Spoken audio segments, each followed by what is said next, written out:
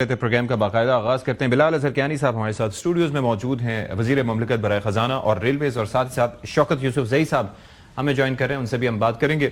بلال صاحب, اب یہ ہے کہ پروٹیسٹ جو ہونے جا رہا ہے ابتدائی طور پر یوم سیاہ ہوگا, اس کے اوپر ظاہر ہے کہ 26ویں اور 27ویں دونوں کو ملا کے وہ احتجاج کرنے جا رہے ہیں.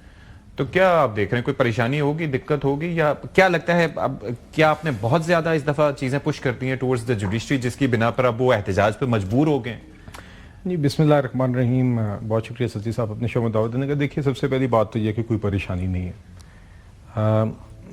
میں آپ کے سامنے خد و خال ضرور پھر سے ہم بحث کرتے ہیں, ڈسکس کرتے ہیں آپ کے سامنے اور رکھتے رہیں, پیش کرتے رہیں 26ویں اور 27ویں ترمیم کے جو سیلین فیچرز ہیں, مگر بنیادی طور پہ تو ایک پارلیمنٹری پروسیس سے یہ چیزیں ہوئیں. 26ویں آئینی ترمیم کو تو اگر آپ سٹارٹ میں لے لیں نا, تو جو آخری مسودہ جو پھر پاس ہوا اور آخر میں آئین کا حصہ بنا, اس کو تو باقاعدہ سلمان راجہ صاحب نے انڈورس کیا تھا.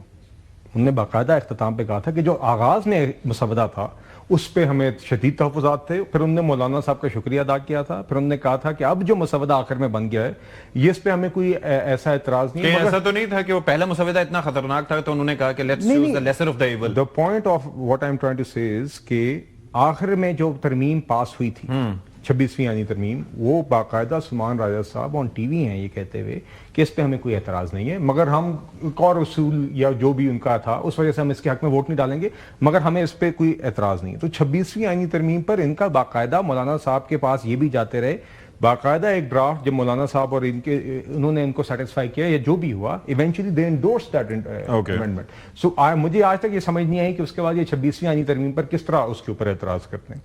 27ویں پہ آ جائیے. 27ویں آئینی ترمیم کے اندر دیکھیے ہم نے کچھ باتیں تھیں جو جس طرح کانسٹیٹیوشنل کورٹ ہے, کانسٹیٹیوشنل کورٹ کی بات 26ویں آئینی ترمیم میں بھی سٹارٹ میں وہی معاملہ تھا, اور یہ بات نئی نہیں ہے, یہ چارٹر آف ڈیموکریسی سے چلتی آ رہی ہے. تو ہم نے اس دفعہ بھی اس کو دیکھتے ہوئے ایک کانسٹیٹیوشنل بینچز کا ایک تجربہ ہوا, اس کو 1 سال تجربہ ہوا, بٹ وی فیلٹ کہ اس سے وہ مسئلہ نہیں حل ہوا.